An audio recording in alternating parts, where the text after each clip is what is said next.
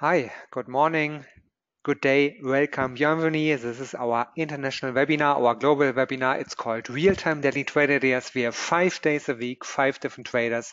We will speak about trading ideas, strategies, market screening, maybe 1 or 2 questions from your side directly answered in our webinar.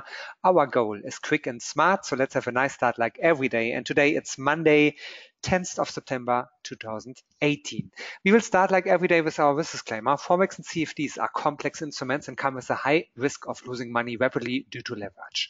If you are a starter, please start with a demo account and make yourself familiar with long trading, short trading, leverage trading, and your personal risk management. If you'd like to read the full risk disclaimer, just visit one of our web pages, for example, admiralmarkets.com, and you will find everything there. Also other information like the key information documents, the kits, if you like to read and study them. Also, you will find some information about the different levels of classifications by retail clients and professional clients. Since August 2018, in the whole European Union, we have different client classifications. Retail clients will have a maximum leverage to choose up to 30. Professional clients, if they apply for that status, can still have a maximum leverage up to 500. More about that on our webpage, or if you have questions about that, ask them live in our webinar. Or a picture shows more than 1,000 words. If you look to DAX 30 or Euro dollar, one of our top instruments, the margin requirements will be different. 24 euro for a professional client or 600 euro for a retail client. Same for Euro dollar. If you'd like to learn more about that, check out admiralmarkets.com. The protection is also with some differences. Retail clients will have unlimited protection against negative balances. Professional clients will have an protection up to 50,000 British pounds, what is round about 70,000 euro, according to our negative balance protection policy. This is me. My name is Jens. I'm the German guy from Admiral Markets. We are a big international broker. We have over 18 country offices, so my English made in Germany, but I'm not the main speaker. The main speaker is the day trader of today. This is our scheme. On Monday, it's Jay's Day. On Tuesday, it's Paul's Day. On Wednesday, it's Giancarlo's Day. On Thursday, it's Marco's Day. On Friday, it's Dirk's Day. Our leading day traders live every business day, every trading day to the same time. And of course, if you like to trade Forex and CFDs, you will get many benefits only with us. For example, DAX 30 or Euro dollar, typical spread of just 0 to 8 points or pips during main trading hours. Check all the details out on admiralmarkets.com. They will find also something about our regulatory background and how to contact us. You can call us, you can send us email or visit YouTube or Facebook. Everything linked from admiralmarkets.com. Enough from my side. Now it's time for our day trader of today. Good morning, good day, Jay. What's your view to the markets today?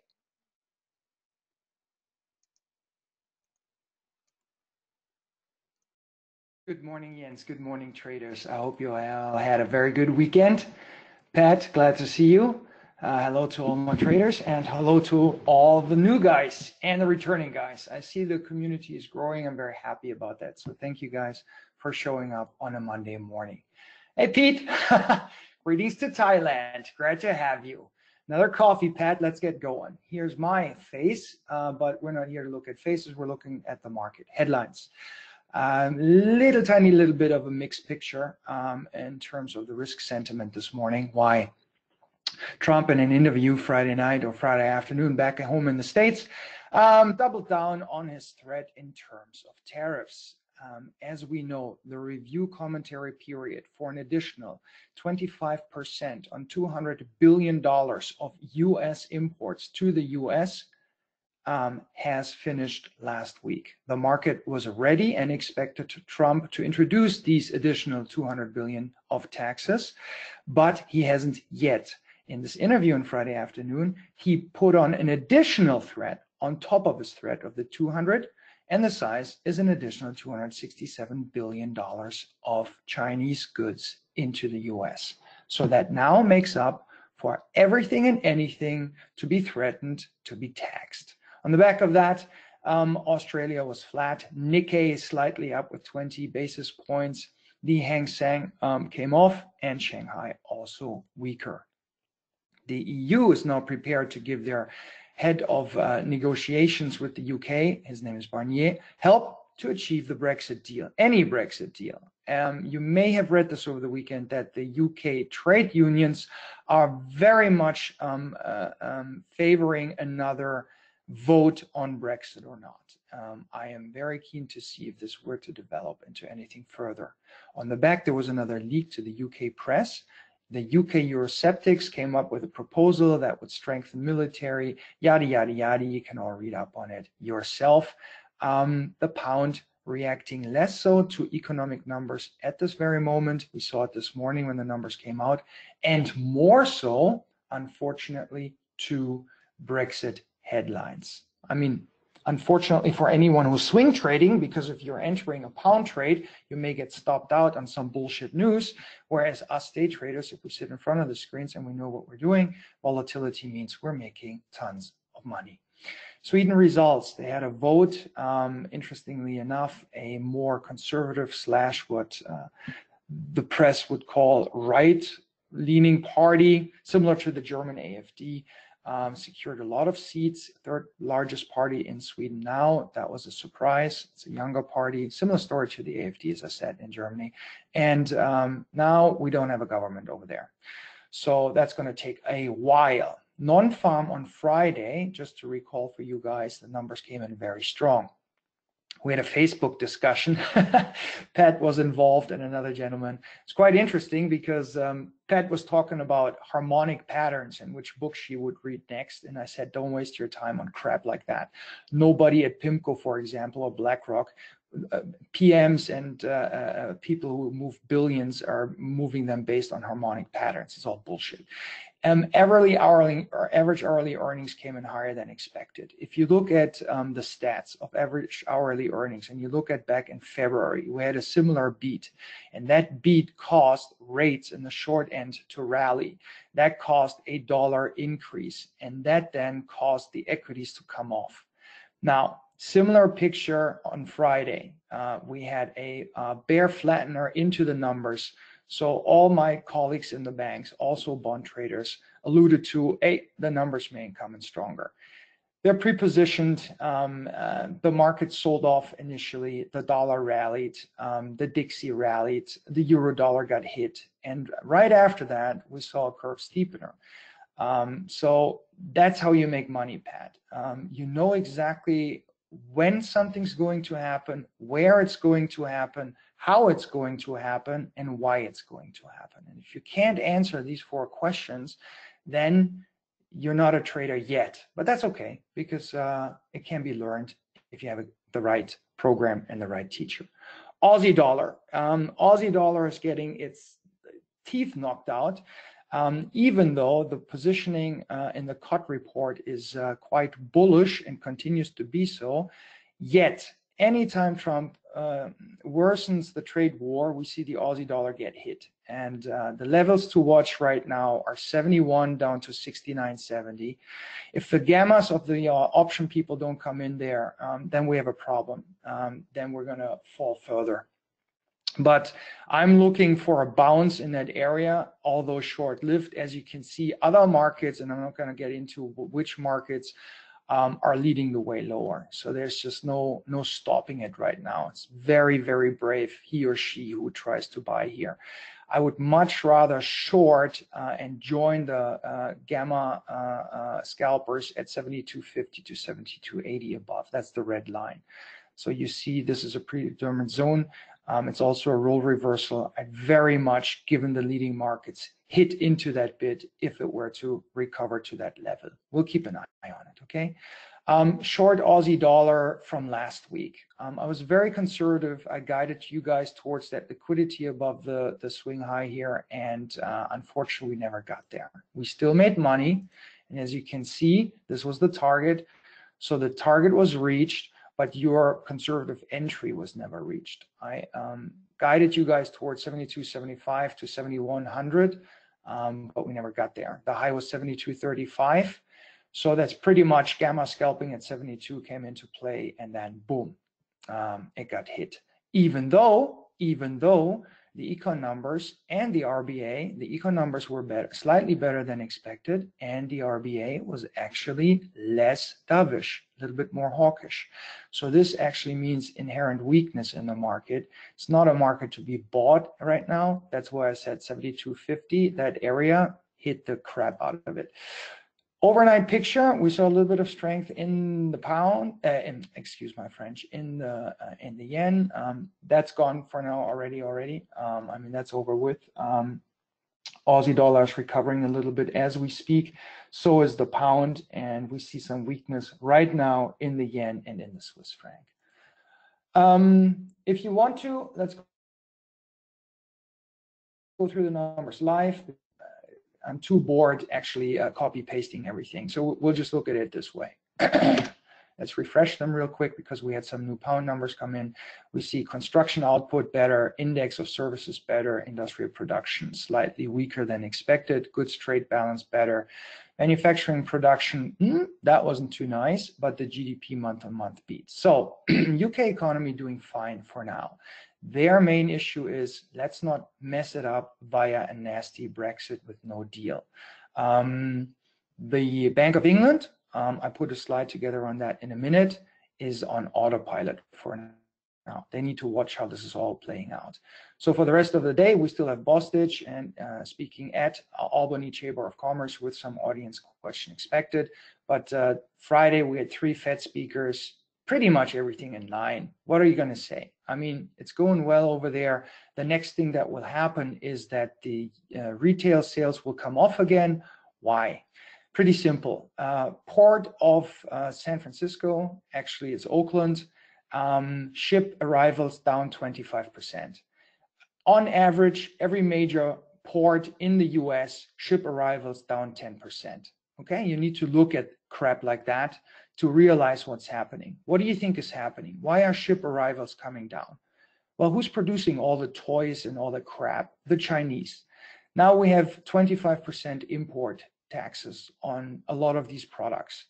That means the consumer who's at the top of the cycle, peaked out, abusing their credit card, look at the numbers, that's exactly what you're seeing, is going to be reluctant to spend more. So retail sales will come off, guaranteed, I tell you. It's so simple, right?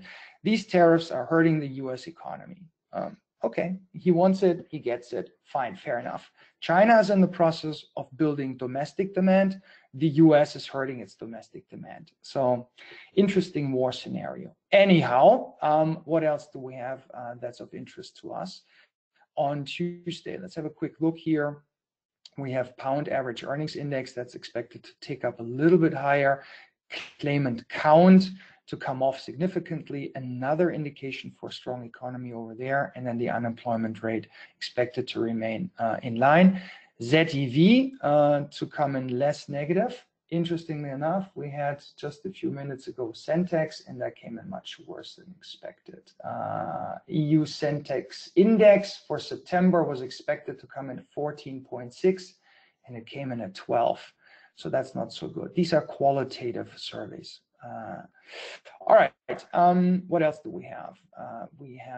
Let's take a look at Wednesday real quick. PPI out of the US expected to tick up a little bit, so expect some dollar strength into this number. And then the core PPI also to tick up. Payday from me on Wednesday because we have crude oil inventories. Every time, every week, we click money. Plop, plop, plop, like clockwork. It's just brilliant. I love trading oil inventories. 10-year bond auction on Wednesday, that's going to be of importance. Right now, not much of a concession. We call that a concession. So at fair value at the moment. Let's see how the week develops and the picture on the Treasury side into that auction. Then on Thursday, we'll have Australian employment change. That's expected to come in better. So a positive number, maybe a positive development potentially for the Aussie, and the unemployment rate expected to remain at 5.3. And then onwards and upwards to the Bank of England on Thursday. I prepared a slide for that, so we'll look at that in a second. And then we have the ECB as well. Another slide coming for that. But we also have CPI in the US, and recall early in the week, PPI expected to tick up, and so is CPI. So we do see a little bit of inflationary pressures in the US. Another argument for the Fed to continue raising rates. Then we'll have the 30-year bond auction on Thursday, again here in line, sort of at fair value at the moment, we'll keep an eye into a potential development of concession into that auction. And Friday, Carney speaks. We have core retail sales out of the US already starting to be expected to coming in a little bit softer than last time. All right. Thank you, Donald, for the taxes and the tariffs. Sorry. And then we have consumer sentiment out of Michigan, a leading economic indicator, to be expect to come in a little bit higher. So that's nicer than looking at slides all the time. Good to go. Now we'll have dollar. Dollar is CPI, is expected the headline number to rise 20 basis points month on month, and the yearly rate is seen easing by 10 basis points to 2.8. And the core is expected to remain at 2.4. So at least we'll see that there are some inflationary pressures in the US. Why? Energy is expected to boost the headline number as gasoline prices were above their seasonal levels. So gasoline prices were more expensive. Retail scenes are seen rising 50 basis points month on month. Why? Because gasoline prices were firm, and gasoline prices are part of retail sales. You need to know that.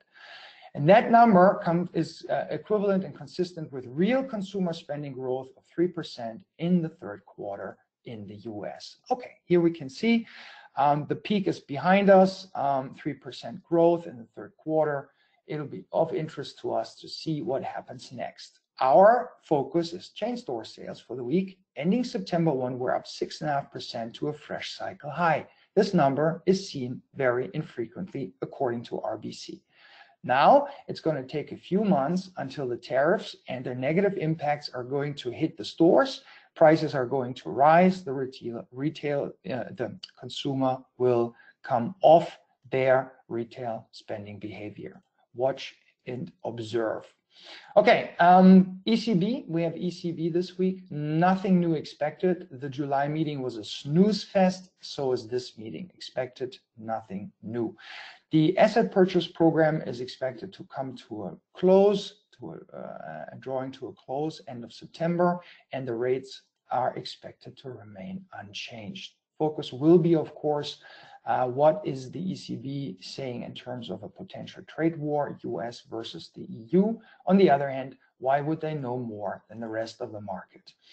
Also, we have staff projections, and RBC expects that the ECB staff will take their 2018 growth down a little bit by 10 basis points to 2%. Why? Because output in the second quarter in the EU was softer. But then again, they say, probably the staff projections will remain the same for 2019 and 2020. Bank of England, recall in August, they hiked 25 basis points to 0.75, and they're now on autopilot until after the Brexit. We do expect a unanimous vote, so 9-0, to remain unchanged in terms of the rates. In terms of the wording, the market expects the gradual and limited when they speak about rate hikes going forward. If that were not to show up, but it will, trust us, that would be significant. The pound would react accordingly. And the next move is expected in 2019. And in November, the market expects the EU and UK to announce their deal, their Brexit deal. That's it in terms of slides. We made it. So 2 snooze fest in terms of central banks and a little bit of inflation data out of the US. Nothing compared to last week. Last week we had data, tons of opportunities. Commitment of traders. Aussie long signal. These are the boundaries. 70 to be bought, 72.50 to be sold. Not blindly, watch price reaction at these levels. In between, only scalping, only if you know what you're doing. Dollar index, thanks to Michael, one of my traders, he backs into the number for us so we can see no extreme positioning. Kiwi on its way to a long signal. Volatility in the euro came off a little bit. In the pound, increased a little bit, of course. In the yen, slightly increased. And for the VIX, it increased again. That came because of the number on the non-farm payrolls on Friday. There's some significant volatility there. Option pricing, bullish for the London session this morning, long euro dollar, long dollar yen, and long cable. They all worked out, by the way. And bearish for Monday, short Aussie dollar and short euro pound. Option flows for Monday, bullish the pound, yen, Swissy, and gold. Gold was beautiful. Dixie just came off, gold off of the top bottom edges. I don't know, Jörg, you're in here. I hope you caught some of that bottom edge buy in gold. And then bearish for Monday, Aussie dollar, Canadian dollar, and the euro. Potential trade for this week. What do you think I could, what do you think I came up with? Who has a guess? Andrea, what did you come up with? Gold long, as always, Jörg. Excellent.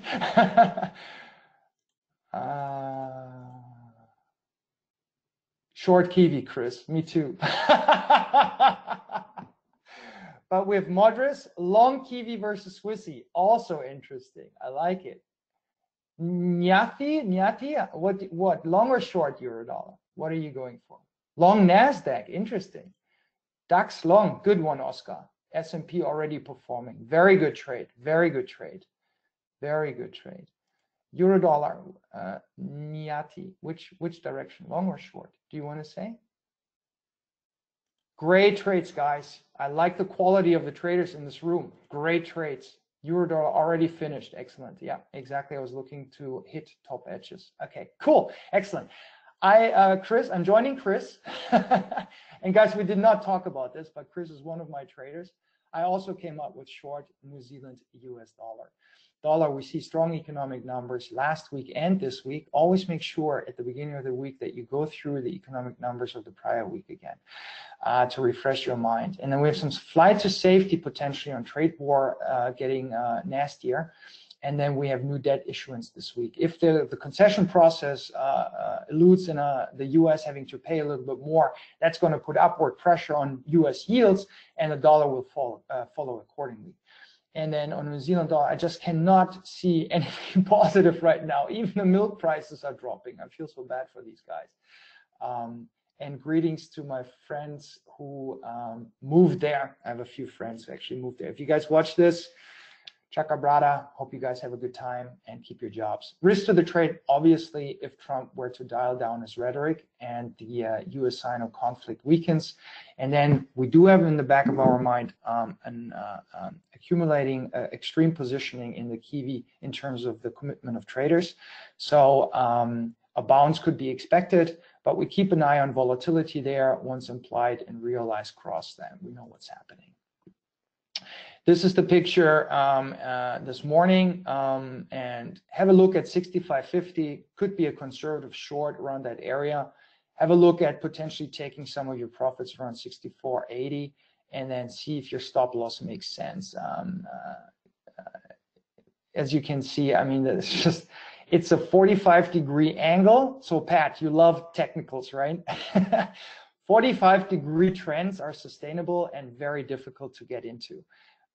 What we sometimes do is we close our eyes and we just hit the sell button. It's just very uncomfortable because in 45-degree angles, you do not really get significant retracements or bounces. Okay, NAFTA. Rudy, NAFTA, if you look at our group, Facebook, it was the deficit between the US, the trade deficit between US and Canada was like the 13th or 14th in terms of how bad it is, right? It's a non-event. It's going to go through. It's all fine, not to worry. Of course, Congress can't do anything until November. They're just going to kick down the can. But let's notice, Rudiger, because the market can only play one or two things. Let's keep an eye on if there are any NAFTA headlines. We saw in headlines the last 2 weeks. There were good opportunities to trade the Mexican peso and the Canadian dollar long. Remember a week and a half ago when they announced Mexico deal done, Canadian dollar was to be bought blindly at that minute. Flows were going into it right away. So let's keep an eye on. Good point if we see. Need to take our right tip of the crown. Okay, Pat, I don't even know what that means, right tip of the crown. Dude, I traded billions. I have no idea what you're talking about in terms of crown and right tip. I tell you, where gamma is coming into the market and fundamentals and sentiment that drives the big boys. And if I don't know what a crown is, then trust me, the guy at PIMCO doesn't know what a crown is either. And I'm just saying this metaphorically, PIMCO. We could take any huge, gigantic client, and I'm not saying all of the big boys do not understand the lingo of technical analysis. I'm just trying to politely convey to you guys that the market trades on fundamentals and on sentiment. And then in terms of technicals, it's more so where significant topping or stopping volume comes in, where institutional interest actually turns a market. What we call that in the chart is really, who cares, right? It's all about where's fair value, and then price is just an advertisement. High prices are there to attract institutional sellers, and low prices are there to attract institutional buyers. And then the function of any market in terms of the auction is to find the fair value. All right? Okay, I'm overstepping my boundaries. Jens is going to cut me off again. Thanks for your participation. I really appreciate it. Have a great week. Make some pips, and then I'll catch you guys next Monday, hopefully. And Jens, thank you for the opportunity to trade with your traders. Thanks to Jade, thanks to all joiners. We have 5 days a week, 5 different traders and 5 different trading styles. Today is more a market outlook and the institutional view. If you'd like to see more the real trade options and trading signals and all the other stuff, just join other traders with other trading styles. Tomorrow is Tuesday, so tomorrow we can join Paul. So hope to see and hear you all again. Greetings from Berlin office all the time. Good trades. Bye-bye.